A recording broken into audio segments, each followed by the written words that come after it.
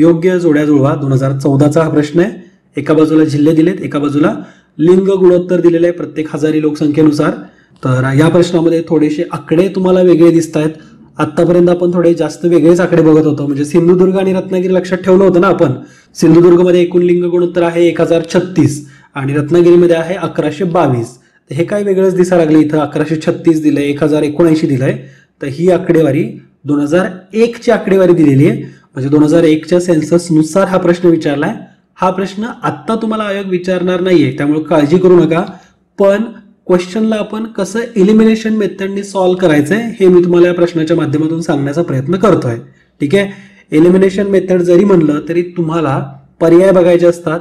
पर्यायामध्ये 1 ते 2 तुम्हाला पर्याय हे इलिमिनेट करता येतील अशा प्रकारचे असायला पाहिजेत, म्हणजे तुम्हाला बाकीच्या पर्यायांबद्दलचं नॉलेज असायला पाहिजे।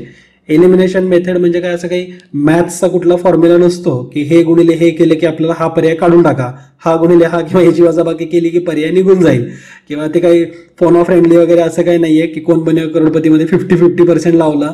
तर अशी नसते, तुम्हाला नॉलेज असायलाच पाहिजे, थोडंफार नॉलेज असायला पाहिजे।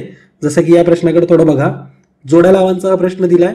आपल्याला फिक्स माहिती आहे की सिंधुदुर्ग आणि रत्नागिरीची लोकसंख्या किती आहे, म्हणजे लिंग गुणोत्तर प्रमाण किती आहे। तर सिंधुदुर्गचा आहे 1036, आत्ता इथं असणार आहे 1079, आणि रत्नागिरीचा आहे 1136 किंवा 1122। 1122 2011 नुसार, 1136 आहे 2001 नुसार। तर हे आपल्याला माहिती असणं गरजेचं आहे। तर असा तुम्ही आता पर्याय बघा की अ साठी 4 कोणत्या पर्यायामध्ये दिलाय, तर पहिला आणि चौथा ह्याच पर्यायांपैकी आपला आन्सर राहणार आहे। दुसरा आणि तिसरा पर्याय हा इलिमिनेट होतो, निघून जातो किंवा काढून टाकू शकतो आपण त्याला। तर दुसरा आणि तिसरा पर्याय आता बघायची गरजच नाहीये। रत्नागिरीचं सुद्धा 1136 म्हणजे ब साठी 3 हे पर्याय क्रमांक 1 आणि पर्याय क्रमांक 4 या दोन्हीमध्ये ते दिलेलं आहे।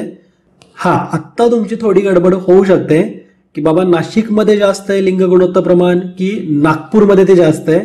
तर नाशिक आणि नागपूरमध्ये कन्फ्युजन होताना कसं त्याला टॅकल करायचं, तर इथंच ती ट्रिक लपलेली जी मी तुम्हाला सांगायची।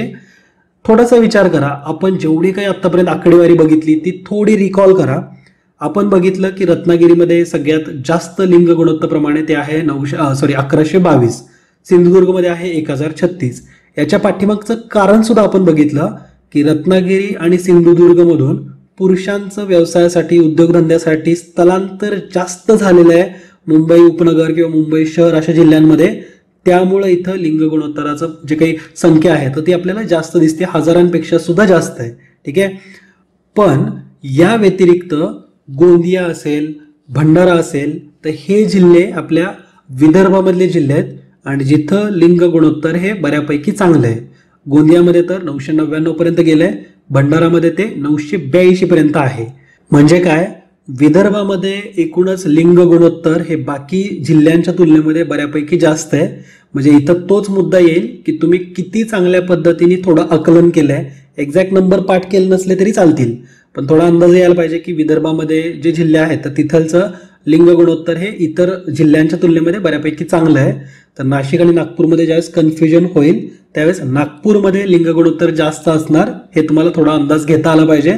तर ड साठी 1 म्हणजे ड साठी 932, 927 पेक्षा 932 जास्त आहे ना। तर 2001 ची ही आकडेवारी आहे, हे 2011ला रिलेट करत नाही, एक्झॅक्ट आकडे हे 2011चे नाही आहेत, पण तरी त्यावेळेस सुद्धा आपल्याला हा प्रश्न टॅकल करता आला असता। एलिमिनेशन मेथडने आपण पर्याय क्रमांक 1 आणि 4 मधूनच चूज करतोय, पर्याय क्रमांक 2 आणि 3 तर घालवून टाकलेत। आता नागपूरमध्ये नाशिकच्या तुलनेमध्ये जास्त लिंग गुणोत्तर आहे, नागपूरमध्ये आहे 932 आणि त्यानुसार आपला आन्सर राहील पर्याय क्रमांक 4। ठीक आहे, तर असं आपण एलिमिनेशन मेथड आणि त्याचबरोबर थोडासा कॉमन सेन्स तर तो यूज केलाय आणि त्या माध्यमातून या प्रश्नाला टॅकल केलंय। एक्झाममध्ये यंदा जरी असे काही क्वेश्चन आले तरी तुम्ही त्याला टॅकल करू शकता। 2011च्या जनगणनेनुसार, सेन्ससनुसार महाराष्ट्राचं लिंग गुणोत्तर आहे ते म्हणजे 929, 2001 मध्ये ते 922 होतं। भारताचं आहे 943, जे की 2001 मध्ये 933 होतं। काही ठिकाणी जे 940 दिले त्याचं एक्सप्लेनेशन पण मी तुम्हाला दिले ऑलरेडी की 940 बऱ्याचशा ठिकाणी दिलेलं आहे आपल्या भारताचं लिंग गुणोत्तर। तर ते 940 का, तर ती अंतरिम आकडे आहे, अंतिम आकडा आहे 943, अंतरिम आकडेवारी आहे 940। तिथं कन्फ्यूज होऊ नका, आता तुम्हाला प्रॉपर मी क्लॅरिटी दिलेली आहे। ठीक आहे, सगळ्यात कमी लिंग गुणोत्तर असलेले महाराष्ट्रातले जिल्हे कोणते, तर पहिला क्रमांक लागतो मुंबई शहराचा 832, मुंबई उपनगर 860, ठाणे आहे 886, पुणे 915, बीड 916. बीड म्हणलं की लगेच एक गोष्ट आठवली पाहिजे की 0 ते 6 या वयोगटासाठी सगळ्यात कमी लिंग गुणोत्तर प्रमाण हे बीडमध्ये आणि ते आहे 807. ठीक आहे. बीडच्या नंतर जळगाव आणि अहमदनगर आहे 842, 852. तर 0 ते 6 या वयोगटासाठी बघितलं तर महाराष्ट्राचा एकूण गुणोत्तर ते आहे 894. भारताचा आहे 914. 10चा फरक आहे, त्यामुळे लक्षात राहून जातं. लहान मुलांमध्ये सगळ्यात जास्त लिंग गुणोत्तर आहे गडचिरोलीमध्ये 961, गोंदिया 956, चंद्रपूर 953, भंडारा 950. चारही जिल्हे विदर्भाशी बिलॉंग करणारे आहेत, त्यामुळे तिथं पण तुम्हाला अंदाज करता येईल की जर बाल लिंग गुणोत्तराबद्दल जर प्रश्न आला तर इथं यावेळेस 4 जिल्हे हे विदर्भातले. त्यामुळं एखाद्या जिल्ह्यामध्ये जर कन्फ्युजन झालं, एखादा विदर्भातला घेतलाय, एखादा पश्चिम महाराष्ट्रातला आहे, तर आता कन्फ्युजन व्हायला नाही पाहिजे. तुम्हाला थोडाफार अंदाज घेता आला पाहिजे. गडचिरोली, गोंदिया, चंद्रपूर, भंडारा, तर यांमध्ये ॲज कम्पेअर्ड टू महाराष्ट्रातले इतर भाग, तर इथं लहान मुलांचं सुद्धा लिंग गुणोत्तर अधिक आहे, जास्त आहे. ठीक आहे. पुढच्या प्रश्नाकडे या. अतिशय महत्वाचा, व्हेरी व्हेरी व्हेरी, आता किती वेळा व्हेरी लिहिलं ना तरी खूप महत्वाचा प्रश्न आहे हा.